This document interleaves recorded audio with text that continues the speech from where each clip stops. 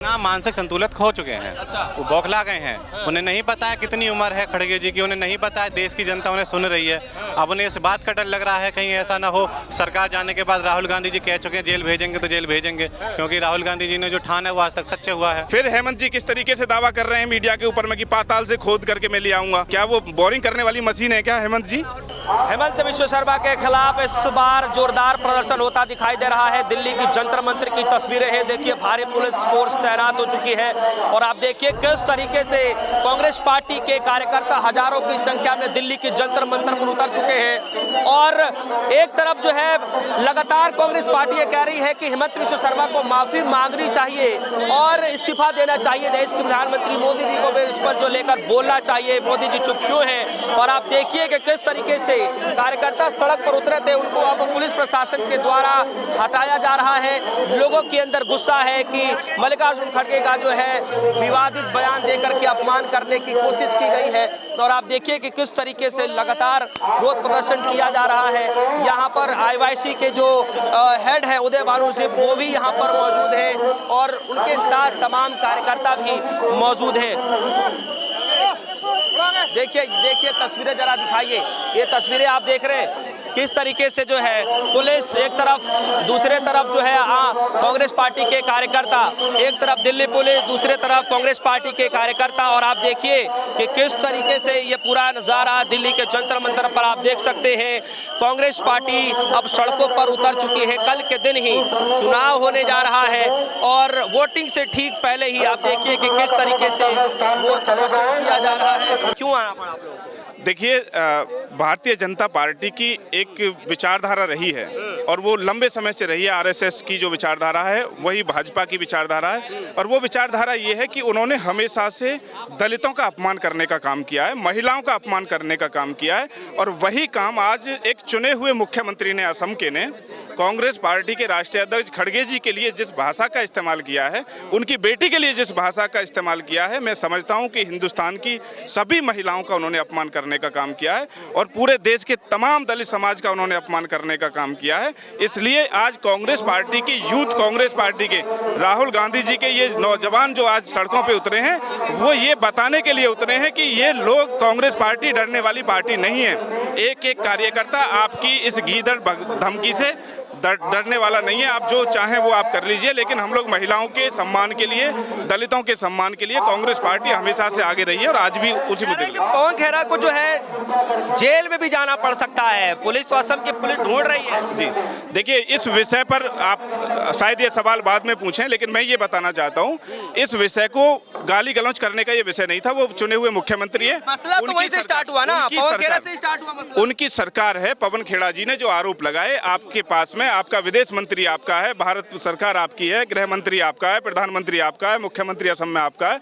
आपकी जिम्मेदारी बनती थी एक संवैधानिक दायित्व को समझते हुए, अगर आपको लगता है कि आपके खिलाफ गलत बोला है तो आप उसकी जांच करा के, आप उसको पब्लिक में जाकर के, आप उसको प्रेस में जाकर के, आप उसको कोर्ट में जाकर के ये साबित कर दें और उसके बाद में आप कोई बात रखें कि भाई ये जो आरोप लगाए गए हमारे ऊपर, ये निराधार है, ये गलत है। उसके बाद आपको कार्रवाई करने का अधिकार है। लेकिन जैसे ही पवन खेड़ा जी ने, ये होती है सत्ता की जो पावर है ना, उसका दुरुपयोग करने का। ये होता है कि उन्होंने बयान दिया और उसके तुरंत बाद बिना किसी इन्वेस्टिगेशन के उनके पीछे पुलिस छोड़ दी गई।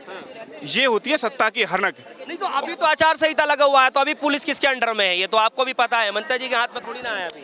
भाई साहब, ये पूरा देश जानता है कि भारतीय जनता पार्टी जब से सत्ता में आई है, वहाँ मुख्यमंत्री उनका हो या ना हो, किसकी चलती है, कैसे चलती है। फिर हेमंत जी किस तरीके से दावा कर रहे हैं मीडिया के ऊपर में कि पाताल से खोद करके मैं ले आऊंगा, क्या वो बोरिंग करने वाली मशीन है क्या हेमंत जी? वो किस तरीके से दावा कर रहे हैं जब वो सत्ता में, वहाँ आचार संहिता लगी हुई है, जब पुलिस का कंट्रोल किसी और के पास है, तो वो ये दावा किस तरीके से कर रहे हैं कि भाई हम पाताल से खोद करके मैं निकाल लाऊंगा? सर आप समझ नहीं रहे ना, हेमंत जी ये कह रहे हैं, मैं समझ, सुनिए सर, हेमंत जी ये कह रहे हैं कि भाई कोई भी चीज मीडिया के सामने लाने से पहले आपको जांच करना पड़ेगा ना भाई, तब आप रखिए। उन्होंने जांच ही कहाँ की? जांच करने का काम, अब इससे अगली कड़ी में जांच करने का काम सरकार का है। सरकार इसकी जांच करनी चाहिए थी। उनको इस तरीके की रोड छाप नेता की तरह जिस तरीके से उन्होंने बात रखी है, वो बिल्कुल पूरे देश को इसने झकझोर के रख दिया है कि भारतीय जनता पार्टी का चुना हुआ मुख्यमंत्री। 2014 में चिटफंड घोटाला हुआ था, उसमें भी उनका नाम आया था। 3 करोड़ रुपए जो उस कंपनी का मालिक था, मैं आपको गूगल से बता दे रहा हूं। आरोप तो उनको पहले से ही लगते हैं। नहीं, वो जेल भी जा चुके हैं वो इस मामले में। और जब कोविड में सब लोग मर रहे थे तब पीपीटी जो किट होती हैं उनकी पत्नी का उस घोटाले में नाम आया है। और देखो मैं आपको बताऊं, सिंडिकेट घोटाला, भूमि घोटाला, ये तीनों ही चीज़ें, चारों चीज़ों में उनका नाम आया है। वो सरकार हटे वो जेल जाएंगे, 100% जेल जाएंगे, उन्हें डर है जेल जाने का। अच्छा, आपको क्या लगता है कि ये जानबूझकर अपमान करने की कोशिश की गई या इसको टंग ऑफ स्लिप माना जाएगा? नहीं, ये देखिए, अपना मानसिक संतुलन खो चुके हैं। अच्छा। वो बौखला गए हैं। उन्हें नहीं पता है कितनी उम्र है खड़गे जी की, उन्हें नहीं पता है देश की जनता उन्हें सुन रही है। अब उन्हें इस बात का डर लग रहा है कहीं ऐसा ना हो सरकार जाने के बाद राहुल गांधी जी कह चुके हैं जेल भेजेंगे तो जेल भेजेंगे, क्योंकि राहुल गांधी जी ने जो ठाना है वो आज तक सच्चे हुआ है। चाहे वो हमारा कोविड का हो, चाहे जीएसटी का न्यूज हो, सभी जगह राहुल गांधी अपने वक्तव्य को दे चुके हैं। और हेमंत विश्व शर्मा 100% जेल जाएंगे। सरकार हारते ही जाएंगे। 1-2 महीने की बात है, बस इंतजार कीजिए आप। क्या सच में? आपने जो कहा कि क्या ये स्लिप ऑफ टंग है, ऐसा नहीं है। ये इनकी जो आप विचारधारा आप देखेंगे पहले से ही, आरएसएस का आज तक एक भी प्रमुख आप बता दीजिए कि कोई दलित बना हो तो। इनकी जो विचारधारा वहीं से चली आ रही है और इनको वास किया जाता है उस तरीके से, माइंड में इस तरीके से चीज़ें डाली जाती हैं। महिला विरोधी रही है हमेशा से आरएसएस की विचारधारा, दलितों के विरोधी रही है आरएसएस की विचारधारा, और वही भाजपा की विचारधारा है कि उन्होंने दलित होने के कारण आज खड़गे जी का इस प्रकार से अपमान किया कि उनकी बेटी के लिए जिन भाषा का इस्तेमाल किया गया है, मैं समझता हूँ कि रोड पे चलने वाला व्यक्ति भी किसी की बेटी के लिए इस प्रकार की भाषा का इस्तेमाल नहीं कर सकता है। इस बात को लोग देख नहीं पा रहे हैं, इस बात को इग्नोर नहीं कर सकते हो आप भी। आपने भी सुना, उनकी बेटी के लिए जिस भाषा का इस्तेमाल किया गया है वो ये साबित करती है कि इनकी विचारधारा महिलाओं के बिल्कुल विरोधी है, ये दलित विरोधी है। और हम लोग बिल्कुल भी, ये कांग्रेस के लोग आप जो देख रहे हैं जंतर मंतर में, ये दिखाने के लिए आए हैं कि कांग्रेस का एक एक कार्यकर्ता राहुल गांधी का बब्बर शेर है और वो बिल्कुल भी डरने वाला नहीं है।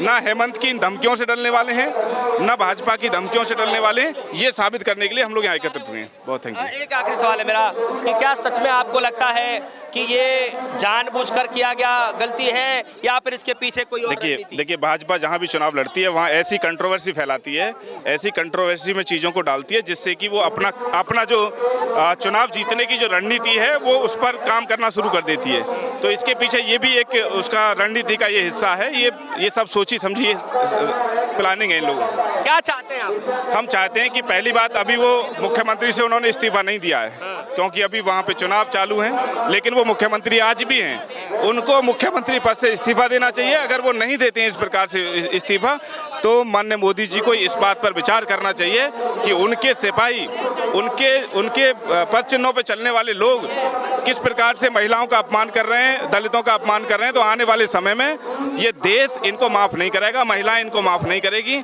ये दलित समाज के लोग भाजपा को माफ़ करने वाले नहीं हैं, इसका नुकसान उनको झेलना पड़ेगा। देखिए, हेमंत विश्व शर्मा को लेकर के अब इस्तीफे की मांग चल रही है। हालांकि चुनाव के बीचों बीच कल के दिन वोटिंग होनी है और उससे ठीक पहले ही 12 घंटे पहले ही आप देखेंगे कांग्रेस पार्टी के कार्यकर्ता अब दिल्ली की सड़कों पर उतर चुके हैं और लगातार पूरे देश भर में अब इस बात का विरोध होना शुरू हो गया है कि कांग्रेस पार्टी के अध्यक्ष मल्लिकार्जुन खड़गे का जो है अपमान किया गया है। अब इस पूरे मामले को लेकर के क्या लगता है कि सच में देश के प्रधानमंत्री मोदी जी अब इस पूरे मामले को लेकर के बोलेंगे? क्या हेमंत विश्व शर्मा को इस्तीफा देना चाहिए? क्या सच में उनको माफी मांगनी चाहिए? आपको क्या लगता है? इस वीडियो कमेंट सेक्शन में जाइएगा, अपनी राय रखिएगा। फिलहाल के लिए दीजिए इजाजत। देखते रहिए न्यूज़ 24। धन्यवाद।